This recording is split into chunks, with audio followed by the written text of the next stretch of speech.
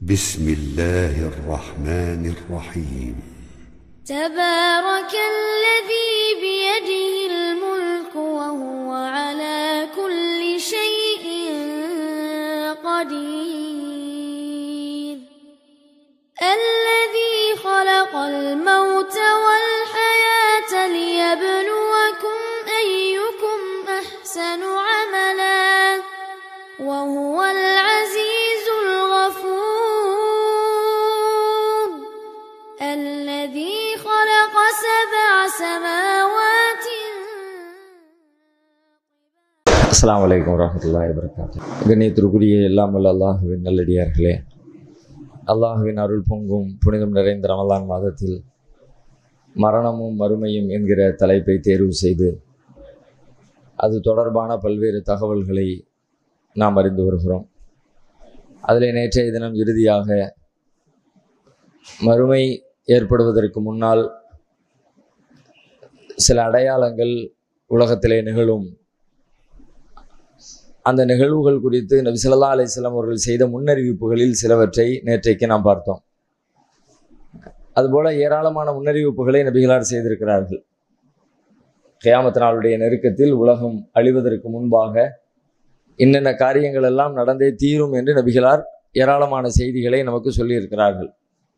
அவற்றிலே பல விஷயங்கள் நடந்து முடிந்து விட்டன, பல நடந்து கொண்டிருக்கின்றன, இன்னும் சில நடக்க இருக்கின்றன.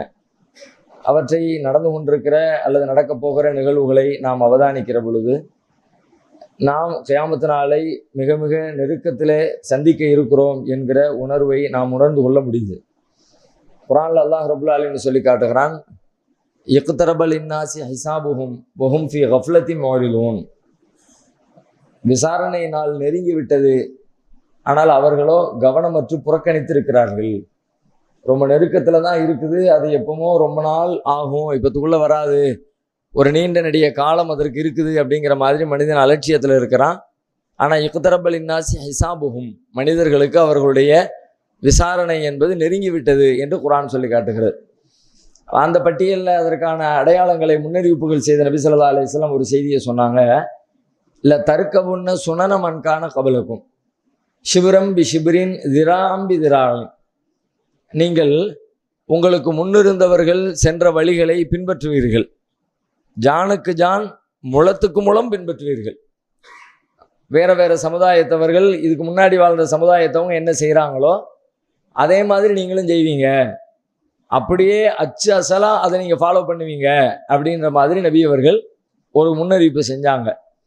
இது நபி ஸல்லல்லாஹு அலைஹி வஸல்லம் அவர்களுடைய காலத்திலே ஆரம்பமாயிடுச்சு.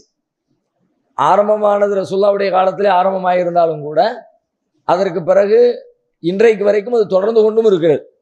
அடுத்த சமுதாயத்தை ஃபாலோ பண்ணுறது, காப்பி அடிக்கிறது, அவங்க செய்கிற மாதிரி நம்ம செய்கிறதுங்கிற காரியங்கள் ரசூலுல்லாஹ் காலத்திலேருந்து இன்றைக்கு வரைக்கும் நடந்துக்கிட்டே இருக்கிறது. நபி ஸல்லல்லாஹு அலைஹி வஸல்லம் அவங்க வாழ்கிற காலத்திலேயே நாமெல்லாம் கேள்விப்பட்ட ஒரு நிகழ்ச்சி தான். ஒரு போர்க்களத்துக்கு போயிட்டு நபி ஸல்லல்லாஹு அலைஹி வஸல்லம் திரும்பிக்கிட்டு இருப்பாங்க. அப்போ வழியில் ஒரு ஊரில் ஒரு கிராமத்து மக்கள் எல்லாரும் அவங்க ஒரு பெரிய மரத்தை வழிபட்டு கொண்டிருப்பாங்க. இன்னைக்கு இப்போ நம்ம ஊர்களில் மர வழிபாடு இருக்குல்ல, மரத்தை கும்பிடுகிற ஒரு சமூக அமைப்பு இருக்குல்ல, இதே மாதிரி அங்கே அரபுகளிடத்துலையும் அது மாதிரி ஒரு சமுதாயம் மரத்தை வழிபட்டு கொண்டிருக்கிறாங்க. மரத்தை புனிதமாக நினச்சி அந்த மரத்துக்கு மரியாதை செய்கிறது, மரத்திடத்தில் போய் கோரிக்கை வைக்கிறது, அவங்க போருக்கு போகிறதுக்கு முன்னாடி தங்களுடைய ஆயுதங்களை, வாள்களை, கேடயங்களை கொண்டு போய் அந்த மரக்கிளைகளில் தொங்க விட்டு தங்களுடைய வெற்றிக்காக பிரார்த்தனை பண்ணுறது, இந்த மாதிரியான வேலைகளை எல்லாம் அவங்க செஞ்சுக்கிட்டு இருந்திருக்கிறாங்க. அப்போ இந்த பயணத்தில் சஹாபாக்கள் அதை பார்க்குறாங்க. பார்த்துட்டு நபி ஸல்லல்லாஹு அலைஹி வஸல்லம் அவங்கள்ட்ட வந்து கேட்குறாங்க, அல்லாஹ்வுடைய தூதரே, இஜாலனா இலா தாத்து அன்வாத்தின் கமாலகும் தாத்து அன்வாத். அவர்களுக்கு ஒரு தாத்து அன்வாத் என்கிற அந்த மரத்துக்கு பேர் தாத்து அன்வாத், அவர்களுக்கு தாத்து அன்வாத் அப்படிங்கிற பேரில் மரம் இருக்கிற மாதிரி எங்களுக்கும் நீங்கள் ஒரு மரத்தை ஏற்படுத்தி கொடுங்க அப்படின்னு நபி ஸல்லல்லாஹு அலைஹி வஸல்லம் அவங்களிடத்துல கேட்குறாங்க. இப்போ நபி அவர்கள் ரொம்பவே கோவப்படுறாங்க. கோவப்பட்டுட்டு அவங்க அதுக்கு முன்னாடி நடந்த ஒரு வரலாற்று நிகழ்வை மேற்கோள் காட்டுறாங்க. நீங்கள் இந்த மூசா நபியுடைய சமுதாயம் மாதிரி இருக்கிறீங்களே, அவங்க தான் இந்த மாதிரி மற்றவர்கள் வழிபடுறதை பார்த்துட்டு அவங்களுக்கு இருக்கிற மாதிரி கடவுள் எங்களுக்கும் வேணும்னு சொல்லி மூசா நபிகிட்ட கேட்டாங்க, நீங்களும் கிட்டத்தட்ட அது மாதிரி கேட்குறீங்களேன்னு சொல்லிட்டு நபி ஸல்லல்லாஹு அலைஹி வஸல்லம் எச்சரிக்கை பண்ணியதாக ஹதீஸ் எல்லாம் பார்க்குறோம். இப்போ இதில் நபி அவர்கள் சொல்ல வர செய்தி என்னென்னு கேட்டால், இந்த ஹதீஸ், இந்த செய்தியின் வழியாக நாம் புரிஞ்சிக்க வேண்டிய பாடம், நபிகளாருடைய காலத்திலேயே அடுத்த சமுதாயத்தை மாதிரி நாங்களும் வாழணும் அப்படிங்கிற ஒரு மனநிலை மனிதர்களுக்கு, முஸ்லீம்களுக்கு ஏற்பட்டுருச்சு. ஆனால் ரசூலுல்லாஹ் அதை எடுத்து சொல்லி அதை சீர்திருத்தம் பண்ணி இப்படியெல்லாம் நீங்கள் நினைக்கிறீங்க, ஆனால் அது தப்புன்னு சொல்லி மக்களை அந்த பாவத்தில் விழாமல் காப்பாற்றிட்டாங்க. அப்போ இன்னைக்கு நமக்கு அந்த கடமை இருக்கிறது. ரசூலுல்லாஹ் காலத்தில் ஆரம்பித்த அந்த காரியம் தொடர்ந்து இந்த சமுதாயத்தில் கொஞ்சம் கொஞ்சம் கால இடைவெளியில் திரும்ப திரும்ப திரும்ப அது தலை தூக்கிக்கிட்டே வருது.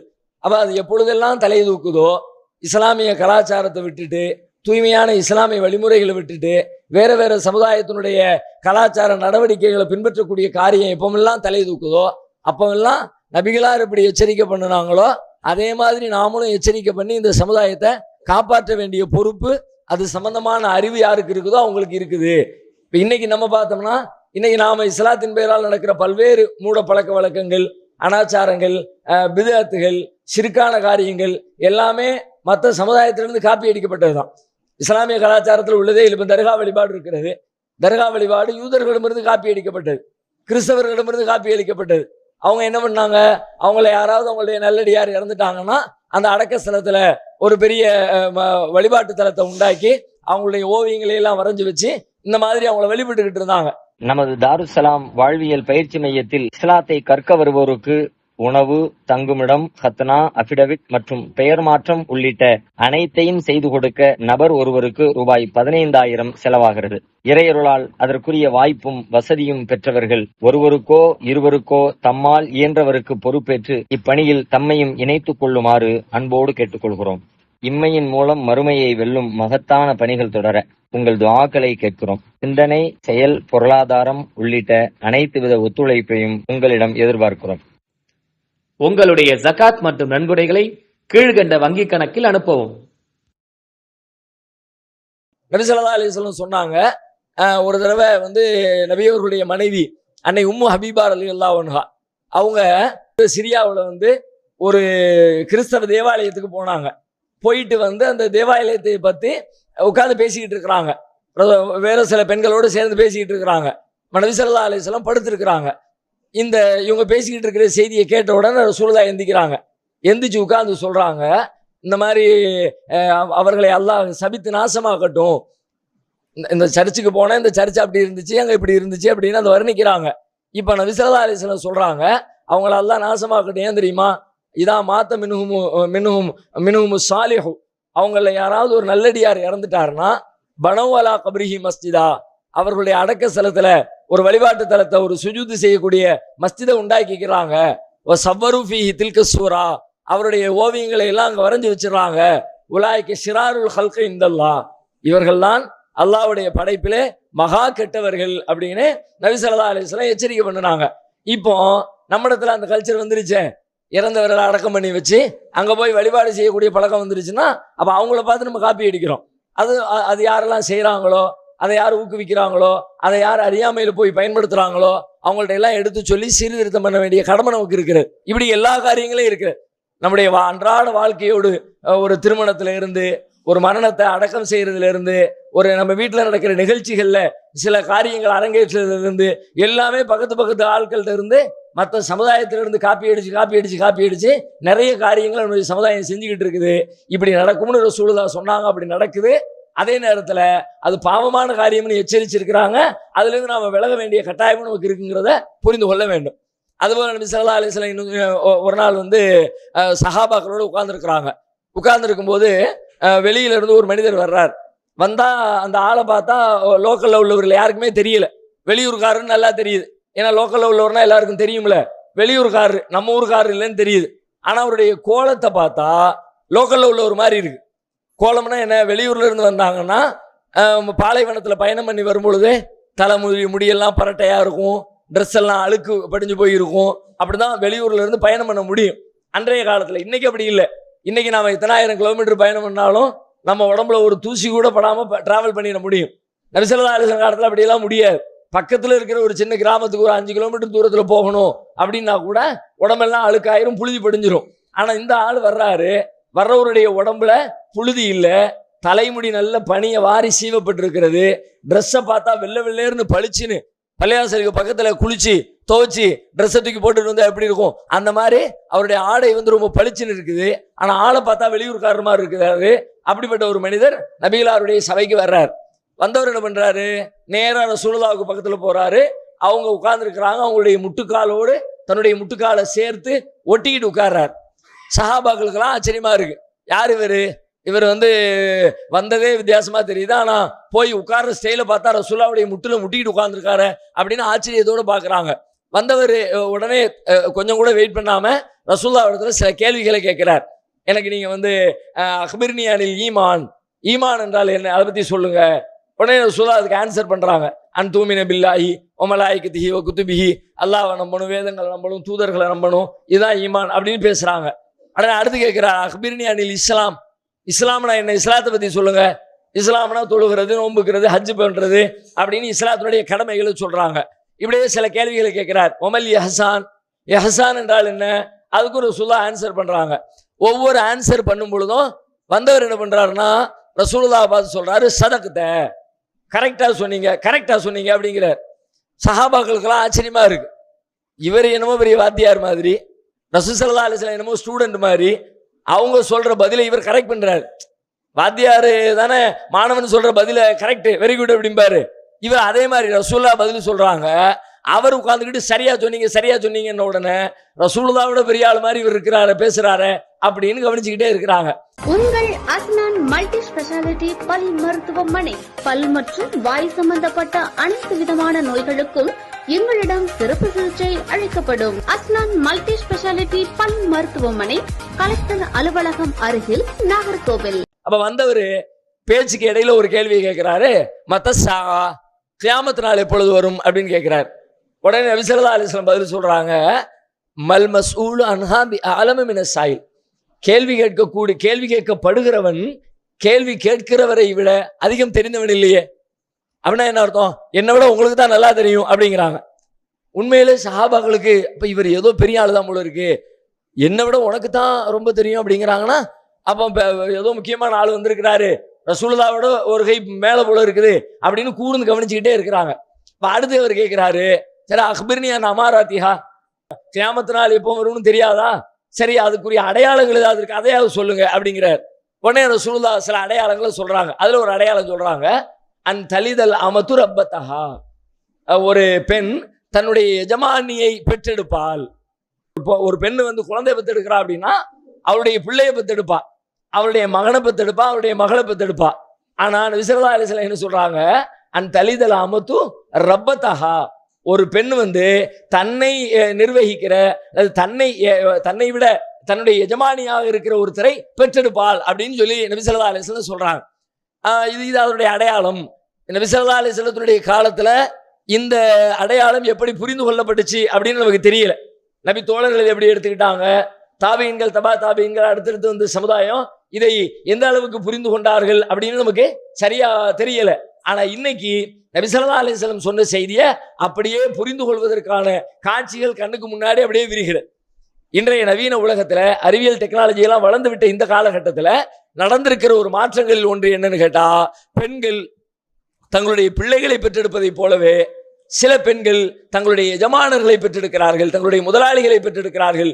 தங்களுக்கு ஆதரவளிக்கிற, தங்களுக்கு உணவளிக்கிற, தங்களை பராமரிக்கிற, தங்களுக்கு கட்டளையிடுகிற அப்படிப்பட்ட எஜமானர்களை ஒரு பெண் பெற்றெடுக்கிறாள் என்பதை நவீன உலகத்திலே பார்க்கிறோம். எப்படி நடக்கிறது அது அப்படின்னு பார்த்தா, வாடகை தாய் அப்படின்னு சொல்லிட்டு ஒரு முறை இன்னைக்கு உலகம் முழுவதும் இருக்கிறது. குழந்தை பெற முடியாத பெண்கள் கணவனுடைய அந்த உயிரணுவையும் அந்த பெண்ணுடைய சினை முட்டையும் எடுத்து வெளியில வச்சு டெஸ்ட் டியூப்ல வச்சு ரெண்டையும் கரு உண்டாக்கி அந்த கருவை வேற யாராவது ஒரு பெண்ணுடைய வயிற்றுல வச்சு அதை 10 மாச காலம் அவளுடைய வயிற்றுல சுமக்க வச்சு அதன் வழியாக அந்த குழந்தையை பெற்றெடுக்கிற ஒரு பழக்கம் இன்னைக்கு உலகம் முழுவதும் வந்துருச்சு. முதல்ல மேற்கத்திய நாடுகள்ல இருந்துச்சு, இன்னைக்கு இந்தியாவில் ரொம்ப சர்வசாதாரணமா முக்கு மூளைகள் எல்லாமே குழந்தை இல்லாதவங்க இது ட்ரை பண்ணக்கூடிய, ஆனால் செலவு ஜாஸ்தி ஆகிறது. 10 லட்சம் ஒரு குழந்தையை பெற்றெடுக்கிறதுக்கு சாதாரணமா பெரிய செலவு ஒண்ணுமே இல்லை. அந்த பிரசவ செலவு, ஆபரேஷன் செலவு, அந்த மாதிரி சின்ன சின்ன செலவுகள் இருக்குதே தவிர மற்றபடி இயற்கையாக ஒரு ஆணும் பெண்ணும் சேர்ந்து பிறக்கிற குழந்தைகள பெரிய செலவு இல்லை. ஆனா இது நிறைய செலவு பிடிக்கிற ஒரு காரியம். சம்பந்தப்பட்டவங்களுக்கு பணத்தை கொடுத்து அதை அவங்களுடைய நீ எனக்கு பிள்ளையை பெற்று தரணும் அந்த பிள்ளைக்கு உனக்கு எந்த சம்மந்தமும் கிடையாது, பிள்ளைய தந்த உடனே நீ இடத்த காலி பண்ணிடணும் அப்படின்னு சொல்லிட்டு அதுக்கு நிறைய ரூல்ஸ் அண்ட் ரெகுலேஷன்லாம் போட்டு அதுக்கான சில விதிகளை வகுத்து சில பொருளாதாரங்கள் எல்லாம் அவங்களுக்கு பேசப்பட்டு இந்த மாதிரி ஏழை எளிய நிலையில் இருக்கிறவங்க, வறுமையில் இருக்கிறவங்க காசு பணத்துக்காக வேண்டி என்ன பண்றாங்க, வேற உங்களுடைய குழந்தையை பெற்று கொடுக்கறதுக்கு இவங்க ஒரு வாடகைக்கு தாய் தான் ஒரு வீட்டை வாடகைக்கு பிடிக்கிற மாதிரி, ஒரு கடையை வாடகைக்கு பிடிக்கிற மாதிரி, அவ ஒரு தாயாக இருக்கிறதே வாடகையாக, தாய் என்பதே வாடகையாக அப்படின்ற மாதிரியான ஒரு ஸ்டைல்ல இன்னைக்கு உலகத்துல ஒரு பெரிய பிசினஸ் ஓடிக்கொண்டே இருக்கிறது. இப்ப நல்லா யோசிச்சு பாருங்க, இப்ப இவ பெற்றெடுக்கிறாள் பிள்ளை, இவளுடைய பிள்ளையவா? இவள் ஆசை காட்டி பாசம் காட்டி வளர்த்து ஆளாக்கி என் பிள்ளை என்று எந்த சொந்தமும் கொண்டாட முடியாது. உன் பிள்ளை இல்லை, உனக்கு எந்த வகையிலும் சம்பந்தம் இல்லை. எந்த பிள்ளையை பெற்றெடுத்திருக்கிற? உன் மேல அதிகாரம் செலுத்தக்கூடியவர்களுடைய பிள்ளையை தான் நீ பெற்றெடுத்திருக்கிற. உன்னை விட அவங்க தான் உனக்கு பணம் கொடுக்குறாங்க, அவங்க தான் பொருள் கொடுக்குறாங்க, அவங்க தான் ஆர்டர் போடுறாங்க, நீ இப்படி இருக்கணும் அப்படி இருக்கணும்னு சொல்லிட்டு நிறைய ரூல்ஸ் அண்ட் ரெகுலேஷன் எல்லாம் அந்த பெண் மேல திணிக்கிறாங்க. அப்படிப்பட்ட அதிகாரம் படைத்தவர்களின் பிள்ளையை பெற்றெடுக்கிறாள் என்றால் அந்த பிள்ளையும் அவர்கள் மீது அதிகாரம் செலுத்தக்கூடியவனாகத்தான் இருக்கிறான் அப்படின்ற ஒரு காட்சியை இன்னைக்கு பார்க்கிறோம். இது கிட்டத்தட்ட நபி ஸல்லல்லாஹு அலைஹி வஸல்லம் அவர்கள் சொன்ன அந்த செய்திக்கு ரொம்ப நெருக்கமாக ஒத்துப்போவதை பார்க்கிறோம். இன்னும் சில பேருக்கு வேறு சில இந்த ஹதீஸுக்கு வேறு சில விளக்கங்களை தருகிறார்கள். பரக்கத் நிகாப் மேட்ரிமோனி. இஸ்லாமிய பெருமக்களே, பிள்ளைகளுக்கு வரன் தேடுபவரா நீங்கள்? தமிழகம் முழுவதும் உள்ள வரன்களை வீட்டில் இருந்து கொண்டே எளிமையாக தேடி பெறலாம். புரோக்கர்கள் இல்லாமல் முதல் மனம், மறுமணம் என அனைத்திற்கும் வரன்கள் பார்க்கலாம். படிப்பு, வருமானம், வயது, மாவட்டம் என உங்கள் விருப்பத்திற்கேற்ப வரன்களை எளிமையாக தேடும் வசதிகள் உள்ளது. உடனே உங்கள் பிளே ஸ்டோரில் நமது அப்ளிகேஷனை பதிவிறக்கம் செய்து கொள்ளுங்கள். மேலும் விவரங்கள் மற்றும் சந்தேகங்களுக்கு 8667312781 என்ற எண்ணிற்கு அழைக்கவும். வேற என்ன மாதிரி விளக்கம் தர்றாங்க? ஒரு பெண் தன்னுடைய மகளை பெற்றெடுக்கிறாள். அவளுடைய வயது முதிர்ந்த காலத்துல அவளை பராமரிக்க வேண்டிய இடத்துல அந்த அவள் பெற்றெடுத்த பிள்ளை வந்துடுறான். அவ வகை என்ன பண்றான்? அம்மாவை பராமரிக்கிறான். அம்மாவை எப்படி பராமரிக்கிறா அப்படின்னு பல இடங்களில் போய் பார்த்தா நம்ம அம்மால அப்படின்னு கண்ணியத்தோட மரியாதையோட அம்மாவை பார்க்க வேண்டிய பிள்ளைங்க அப்படி பார்க்காம தான் வீட்டுல ஒரு வேலைக்காரியாக பல இடங்களிலே தன்னுடைய தாயை வைத்திருக்கிறார்கள். அம்மாவுக்கு வேற போக்கிடமும் இல்லை, வேற யாரு பாப்பா, வேற என்ன பண்றது, ஒண்ணும் பண்ண முடியாது அப்படின்னு நினைக்கும் பொழுது தன்னுடைய மகளை சார்ந்து இருக்கும் பொழுது அந்த மகள் எப்படிப்பட்டவள்? அவள் தான் அந்த வீட்டினுடைய எஜமானி, அந்த வீட்டுக்கு எஜமானி. அவ கல்யாணம் முடிச்சு கொடுத்தாச்சு, அவளுக்கு பிள்ளைங்க இருக்குது, அவளுடைய வீட்டுல மகள் தான் எஜமானி. அந்த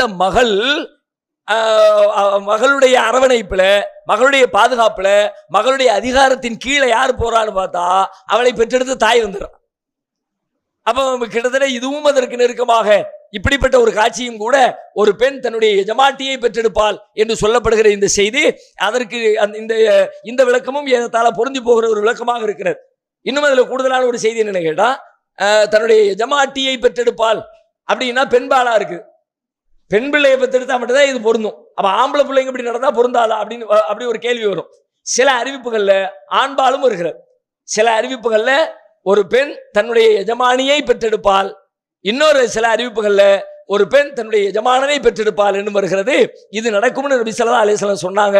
கிட்டத்தட்ட அது கண்ணுக்கு முன்னாடி அரங்கேறி கொண்டிருக்கிற அந்த முன்னறிவிப்பு நடந்து கொண்டிருக்கிற ஒரு காலத்துல நாம வாழ்ந்து கொண்டிருக்கிறோம். அதே போல நபி ஸல்லல்லாஹு அலைஹி வஸல்லம் இன்னொரு செய்தி சொன்னாங்க, கியாமத் நாளுக்கு முன்னாடி நிசாவுன் காசியாத்துன் ஆரியாத்துன் முமீலாத்துன் மாயிலாத்துன் லா யதுகுலூனல் ஜன்னா வலா யஜிதுன ரீஹஹா. சில பெண்கள் வருவார்கள், அவங்க எப்படி இருப்பாங்கன்னு கேட்டா அவர்கள் ஆடை அணிந்திருப்பார்கள் ஆனால் நிர்வாணிகளாக இருப்பார்கள்.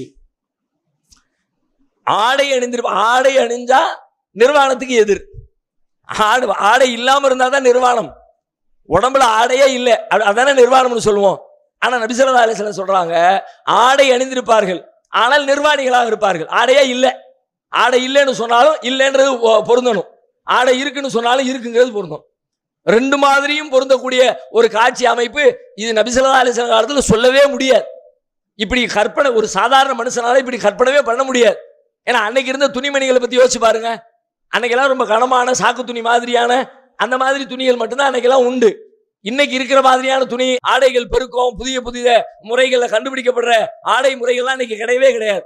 அன்னைக்கு இருந்து கொண்டு யோசிக்கும் பொழுது இப்படி ஒரு பெரிய தொழில் புரட்சி வரும், பல மாற்றங்கள் வரும், அதுல பெரிய டெக்னாலஜி எல்லாம் புகுத்தப்பட்டு ஆடைகள் எல்லாம் புதிதாக வேற வடிவங்கள்ல கண்டுபிடிக்கப்படும் என்பதெல்லாம் சிந்தித்தே பார்க்க முடியாத பல நூறு ஆண்டுகளுக்கு முன்னாடி நபி ஸல்லல்லாஹு அலைஹி வஸல்லம் சொல்றாங்க, ஆடை அணிந்திருப்பார்கள், அவர்கள் நிர்வாணிகளாக இருப்பார்கள். எப்படி ஆடை அணிந்து நிர்வாணம் அப்படின்னு சொல்லி அந்த கேள்விக்கு தேடிக்கொண்டு போனால் நவீன உலகம் பதிலளிக்கிறது. நவீன அறிவியல்ல இன்னைக்கு சமீபத்தில் மேற்கத்திய நாடுகள்ல அது மாதிரியான ஆடைகள் வந்துருச்சு. அந்த ஆடைகளை அணிந்து அதை வீடியோ எடுத்து அந்த ஆடை அணிகிற முறையை வீடியோவாக எடுத்து அதை இன்னைக்கு சமூக வலைதளத்தில் பகிர்ந்து கொண்டும் இருக்கிறார்கள். எப்படி ஆடை அப்படின்னு பார்த்தா, பெயிண்ட் இருக்கு பத்திலா, பெயிண்ட் அடிக்கிற காருக்கு பெயிண்ட் அடிக்கிறாங்கல்ல, அந்த மாதிரி ஒருத்தர் நிப்பாட்டி விட்டு ஒரு பெயிண்ட் அடிக்கிறாங்க. சட்டை போட்ட மாதிரி சேலை உடுத்தின மாதிரி மேல இருந்து கீழே வரைக்கும் பெயிண்ட் அடிக்கிறாங்க. நீங்க இப்படி பார்த்தீங்கன்னா ட்ரெஸ் போட்டு அப்ப இங்க இருந்து பாக்குறீங்க ஆடையோடு இருக்கா. கிட்டத்தட்ட பக்கத்துல போய் பார்த்தா ஒரு பொட்டு துணி இல்லை, உடம்புல துணி இல்லை. ஆனா நீங்க எப்படி பாக்குறீங்க, அப்படியே டக்குன்னு பார்த்தா அதுக்கு பேர் ஆடை. கவனிச்சு பார்த்தா ஆடை இருக்கா, ஆமா ஆடை இருக்கு, ட்ரெஸ் போட்டு வரதான் இருக்கு அப்படின்னு தெரியும். கிட்ட வந்து பார்த்தா உடம்பின் எந்த பகுதியும் மறைக்கப்படவே இல்லை, மேல ஒரு வர்ணம் பூசப்பட்டிருக்கிறது, அவ்வளவுதான். ஒரு பெயிண்ட் அடிச்ச ஒரு நிறம் பூசப்பட்டிருக்கிறது, நிறம், அவ்வளவுதான். அது ஆடைன்னு சொல்ல மாட்டேன் தானே. ஆடை என்ற பொருளுக்கு அர்த்தத்துக்கு வராதுல. ஆடைனா அதை முழுசா மறைக்கணும். இது முழுசா மறைக்கல, முழுசா தெரியுது, அதுக்கு பேர் ஆடை. அது இன்றைக்கு மிக சமீபத்தில் இப்படிப்பட்ட ஒரு ஆடையை உலகத்துல மேற்கத்திய நாடுகள்ல அதை அப்படிப்பட்ட ஆடையை அணிந்து கொண்டு அதற்கு போஸ் கொடுத்து அதை போட்டோக்களாக எடுத்து அதை வீடியோக்களாக எடுத்து அதை சமூக வலைதளத்தில் பகிர்ந்து அதன் வழியாக சம்பாதிக்கிற ஒரு பெருங்கூட்டம் மேற்கத்திய உலகத்தில் உண்டாகிவிட்டது. இன்னும் இந்தியாவுக்குள்ள இறக்குமதி செய்யப்படல. இன்னும் சில காலத்துல இந்தியாவிலேயும் அப்படிப்பட்ட பெண்கள் வருவதற்கான வாய்ப்பு முகாந்திரம் அதிகமாகவே இருக்கிறது என்பதை போகிற போக்க பார்த்தாலே நம்ம தெரிந்து கொள்ள முடிகிறது. நீங்கள் அனாதை குழந்தைகளை ஆதரிக்க விரும்புகிறீர்களா? தந்தை இழந்து தரமான உணவின்றி நல்ல உடைகளின்றி சரியான வழிகாட்டுதலின்றி அனாதைகளாக வாழும் இந்த குழந்தைகளுக்கு உதவும் கரங்கள் தான் தாருல் இல்ம் உதவும் கரங்கள். அல்லாவின் உதவியால் 2010 10 குழந்தைகள் என்று ஆரம்பிக்கப்பட்ட இந்த உதவும் கரங்கள் சமூகத்தில் கவனிப்பாரற்று அதிகரித்து வரும் அனாதை குழந்தைகளை கருத்தில் கொண்டு தற்போது 160 குழந்தைகளுக்கு மேல் பொறுப்படுத்தி செயல்பட்டு வருகிறது. இவர்களின் கண்ணீரை துடைத்திட நீங்கள் தாராளமாக உதவுங்கள். உங்கள் ஜகாத் மற்றும் சதக்காவை அனுப்ப வேண்டிய முகவரி தாருல் இல்ம் நம்பர் 64 பார்த்தசாரை தெரு, பழைய வண்ணாரப்பேட்டை, சென்னை 21. Website darulilmhh.com. தொடர்புக்கு 9840725020 9600055060. இப்படி இன்னும் பல நிறைய முன்னறிவிப்புகள் நபி ஸல்லல்லாஹு அலைஹி வஸல்லம் செஞ்சிருக்கிறாங்க. அந்த முன்னறிவிப்புகளை மட்டுமே பேசுவதாக இருந்தால் அதுக்கே நமக்கு டைம் போதாது. ஓரளவுக்கு இது மாதிரி சில விஷயங்கள் இருக்கிறது என்பதை தெரிந்து கொண்டு வேறு மர்மையை பற்றி நிறைய தெரிய வேண்டியது இருக்கிறது. ஆனாலும் இந்த இடத்துல கூடுதலாக இந்த முன்னறிவிப்புகளை குறித்த வேறு சில செய்திகளையும் புரிந்து கொள்வது பொருத்தமாக இருக்கும் என்பதற்காக வேண்டி இன்னொரு சின்ன விளக்கம். என்ன விளக்கம் அப்படின்னா, பொதுவாக நம்ம முன்னறிவிப்புகளை அதுல என்ன சொல்லப்பட்டிருக்குதோ, நபி ஸல்லல்லாஹு அலைஹி வஸல்லம் என்ன வார்த்தையை பயன்படுத்தினாங்களோ அந்த வார்த்தைக்கு நேரடி பொருள் கொள்ளக்கூடிய பழக்கம் உலகம் முழுவதிலும் இருக்கிற ஆலிம்கள் நேரடியா என்ன சொல்லப்பட்டிருக்கோ அதை அப்படி புரிஞ்சுக்கிறாங்க. இன்னும் சில ஆலிம்கள் என்ன பண்றாங்கன்னா, அதுல சொல்லப்பட்டிருக்கிற எல்லா இடத்துலையும் நீங்க நேரடியா பொருள் கொள்ளாதீங்க.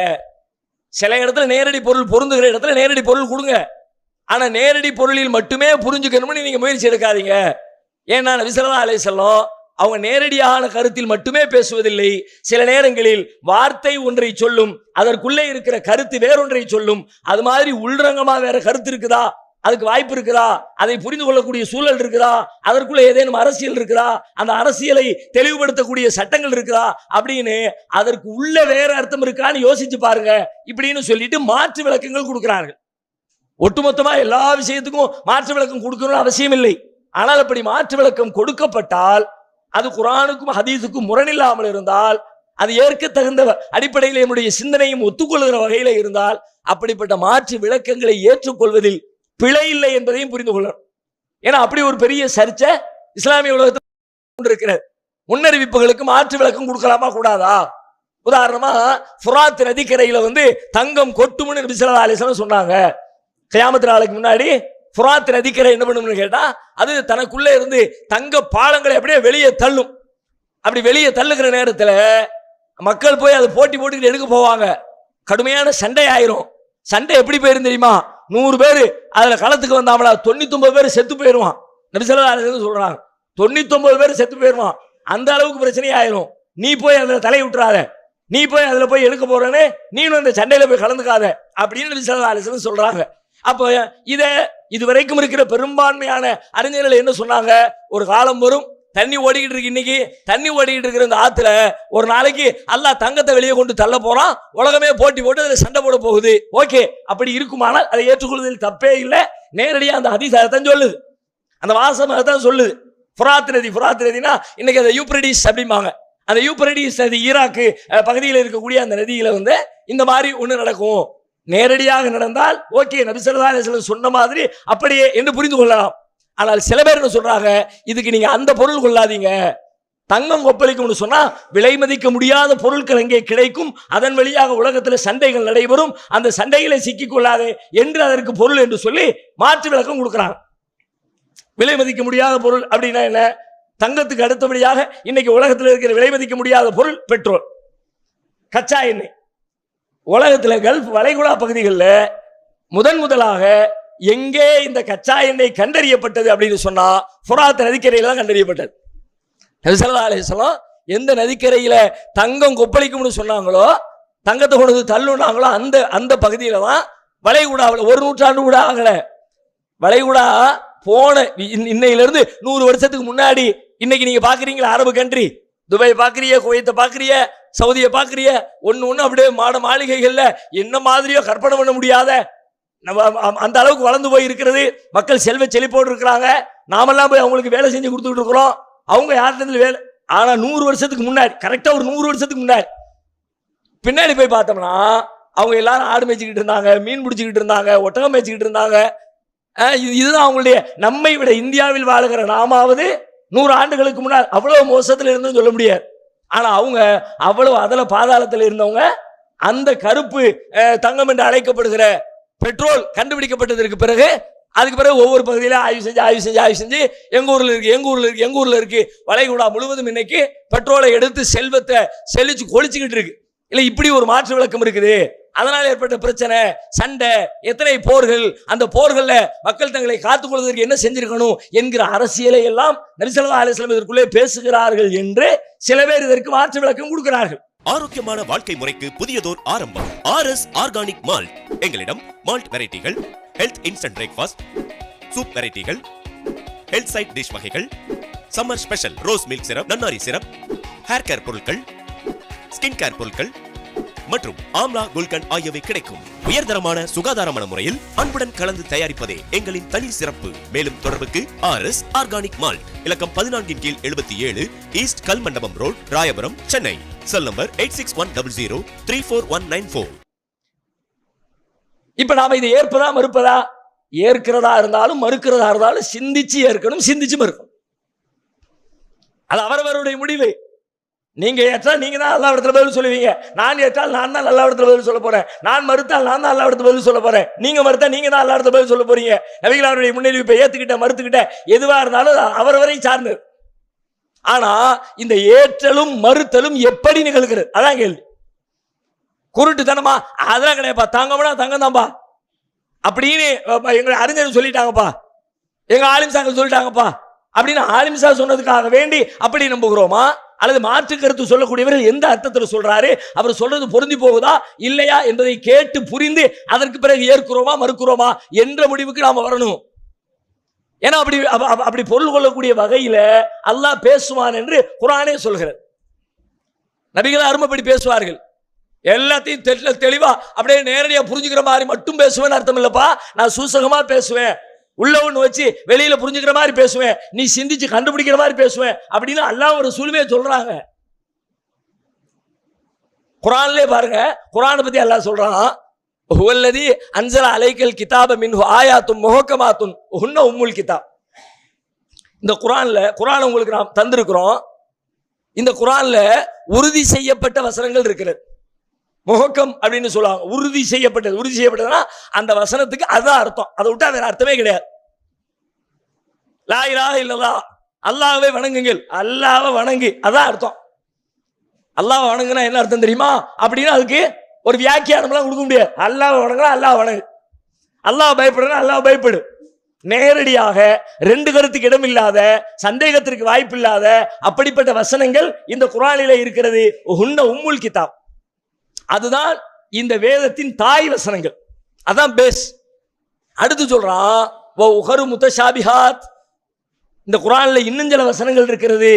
அது என்ன வசனம் என்றால் பல கருத்தை தரக்கூடிய வசனங்கள் இருக்கிறது. பல கருத்தை தர்றதும் இருக்கு. ஒரு கருத்து தான் அதுல உள்ள, அப்படித்தான் நேரடியா புரிஞ்சுக்க, டவுட்டுக்கு வேலை இல்லை, வியாக்கியானத்துக்கு வேலை இல்லை அப்படின்னு சொல்ற அந்த வசனம் உண்டு. இன்னும் சில வசனங்கள்ல இதை இப்படி புரிஞ்சுக்கலாம், அப்படி புரிஞ்சுக்கலாம், அப்படி ஒரு அர்த்தம், இப்படி ஒரு அர்த்தம் அப்படின்னு 4 அர்த்தம் சொல்லலாம், 5 அர்த்தம் சொல்லலாம், 10 அர்த்தம் சொல்லலாம். அப்படி பொருந்தி போகிற மாதிரி பல்வேறு கருத்துக்களுக்கு இடமளிக்கிற வசனங்கள் இதற்குள்ள இருக்கிறது. யாரு சிந்திக்கிறாங்களோ அதை சொல்லிட்டு அல்லாஹ் சொல்றான், வமா யஅலமு தஅவீலஹு இல்லல்லாஹ் வராஸிகூன ஃபில் இல்ம். அதுல உள்ள சரியான அர்த்தம் என்னங்கிறது அல்லாஹ்வுக்கு தெரியும், அறிவில் சிறந்தவர்களுக்கும் தெரியும். யார் நல்ல நுணுக்கமா கவனமா இறையச்சத்தோடு அல்லாஹ்வின் வேதத்தை அணுகிறாங்களோ அப்படிப்பட்ட அறிவில் சிறந்த மக்களும் அதை அறிவார்கள். யகூலூன ரப்பனா ஆமன்னா, அறிஞ்சு சொல்வாங்க, யா அல்லாஹ் இதை நாங்க நம்புறோம், இது எங்கள் இறைவனிடம் இருந்த, இது எல்லாமே அல்லாஹ் எங்களுக்கு சொன்னது அப்படின்னு அறிவாளிகள் சொல்லுவார்கள் என குர்ஆன் தன்னை பற்றி சொல்கிறது. அதில் அல்லாஹ் என்ன சொல்ல வர்றான் நல்லா யோசிங்க. 2 வகையில இருக்குது. சிலதை நேரடியா நெத்தி போட்டுல அடிச்ச மாதிரி சொல்லிடுவேன், சிலதை சொல்லுவேன், நீ யோசிச்சு பார்த்தா ஓ இப்படியா இருக்கும் போல இருக்கு, அப்படியா இருக்கும் போல இருக்கு அப்படின்னு நீ சிந்திச்சு முடிவெடுக்கிற அப்படின்னு நான் சொல்லுவேன். நமக்கும் சொல்லுவான், நபிமார்களுக்கும் சொல்லுவான். இப்ப நபிமார்களுடைய கனவுகளை பத்தி சொல்லுங்க. கனவு என்பது அல்லாஹ்வுடைய வஹி தானே.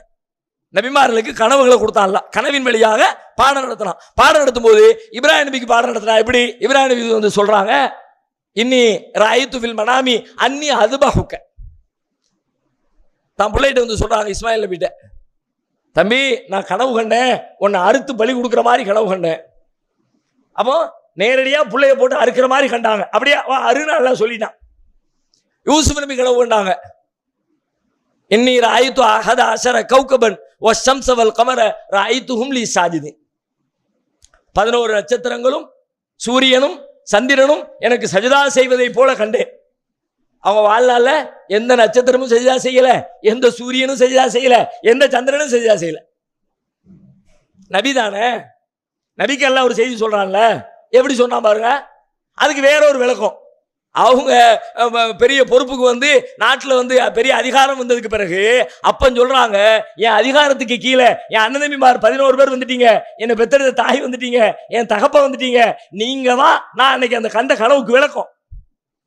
11 பேர் எனக்கு பணிவார்கள், என் அண்ணன் தம்பி 11 பேர் என் கீழே வந்துருவாங்க. சூரியன் எனக்கு பணியும், என் தந்தை எனக்கு பணிவார். சந்திரன் எனக்கு பணியும், என் தாய் எனக்கு பணிவார். இன்னைக்கு நீங்க பணிஞ்சிருக்கீங்களே, இதுதான் அன்னைக்கு நான் கண்ட கனவு. நேரடி அவங்க அல்லாஹ் சொல்லுவான்.